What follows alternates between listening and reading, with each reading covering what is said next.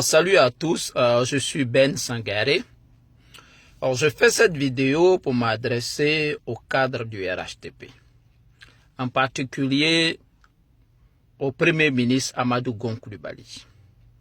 Je précise ici que je m'adresse à M. Amadou Gon Coulibaly en tant que cadre du RHDP. Monsieur le Premier ministre, je suis Ben Sangaré. Je suis militant RHDP des États-Unis d'Amérique. Monsieur le Premier ministre, le président Alassane Ouattara a demandé aux responsables du RHDP d'ouvrir leurs portes aux militants de base. Et jusqu'à présent, nous savons tous ce que ça veut dire. Mais jusqu'à présent, Monsieur le Premier ministre, rien n'est encore fait. Les militants de base sont oubliés. Monsieur le Premier ministre, je m'adresse à vous parce que je sais que vous êtes un homme bien et un homme juste. Et je suis sûr que vous êtes la personne la mieux placée pour régler ce problème.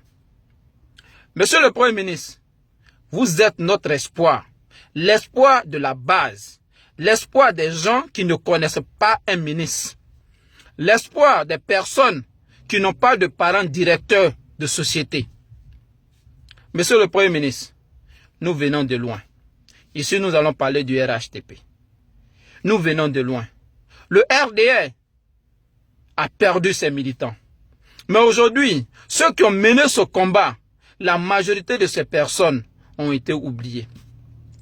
Monsieur le Premier ministre, en tant que militant des États-Unis, Monsieur le Premier ministre, nous avons été oubliés. Nous, la diaspora. Nous avons été oubliés parce qu'aucune personne n'a été embauché dans une ambassade, dans un consulat, aucune personne, aucun militant. La seule personne ici, aux États-Unis, qui a embauché des militants, ici aux États-Unis, c'est l'ambassadeur Enza Camara. Combien de personnes il peut embaucher? Il ne peut pas. Il est seul. Combien de militants nous avons ici? Il fera de son mieux, mais il ne peut pas satisfaire tout le monde.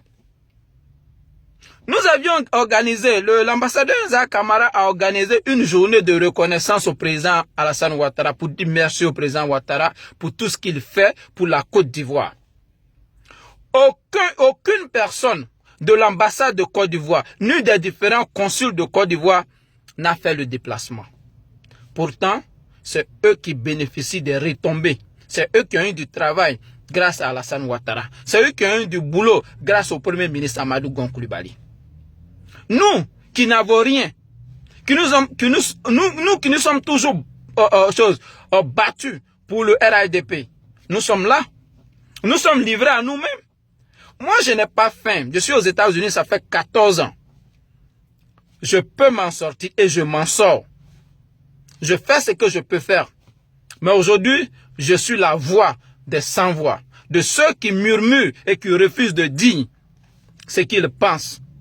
Aujourd'hui, nous avons beaucoup de personnes qui sont mécontents, mais qui ne disent rien, qui sont assis.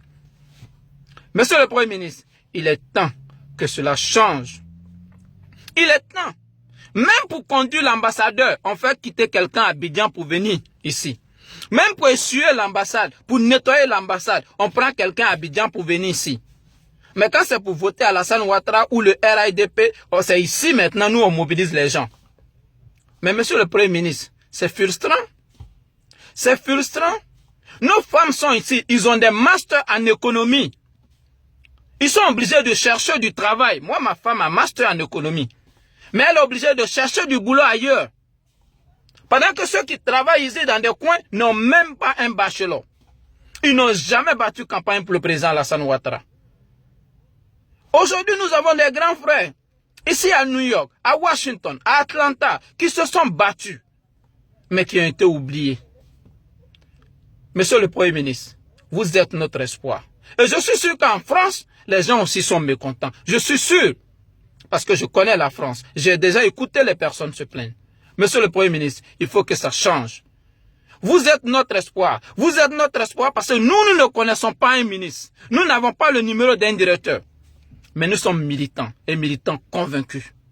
Monsieur le Premier ministre, il est temps que nos responsables essaient de faire face à la base, qu'ils écoutent ceux qui ne connaissent pas des ministres, ceux qui n'ont pas de parents riches. Parce que tout est dans ils ont tous un petit cercle et les militants courageux sont oubliés. Le RDR a une histoire. Nous venons de loin. Aujourd'hui, nous sommes fatigués, Monsieur le Premier ministre. Voilà pourquoi nous nous adressons à vous, parce que nous avons confiance en vous. Il faut que ça suffise. Il faut que ça s'arrête. Ceux qui sont là, il faut qu'ils donnent du travail aussi aux militants que nous sommes. Pas seulement qu'à leurs parents. Il y a des gens qui ont été nommés à Abidjan. Leurs parents ont eu du boulot dans l'ambassade. Mais ils n'ont jamais, leurs parents n'ont jamais été des militants convaincus. Monsieur le Premier ministre, vous êtes l'espoir de ces personnes. La diaspora demande qu'on puisse aussi prendre soin d'elles. Nous sommes des militants. Nous nous battons nous aussi. Nous avons besoin de retombées. Les militants sont oubliés. Surtout nous aux États-Unis. Aucun militant n'est embauché. Ce n'est pas normal, Monsieur le Premier ministre. Ce n'est pas normal. Ce n'est pas normal. Le président Alassane Ouattara a trop fait. Il a trop créé. Il a tout fait pour que nous soyons heureux. Mais certaines personnes ont tout fait pour que nous soyons malheureux. Monsieur le Premier ministre, vous êtes notre espoir. Et ça, c'est le message des personnes de la diaspora. Je vous remercie.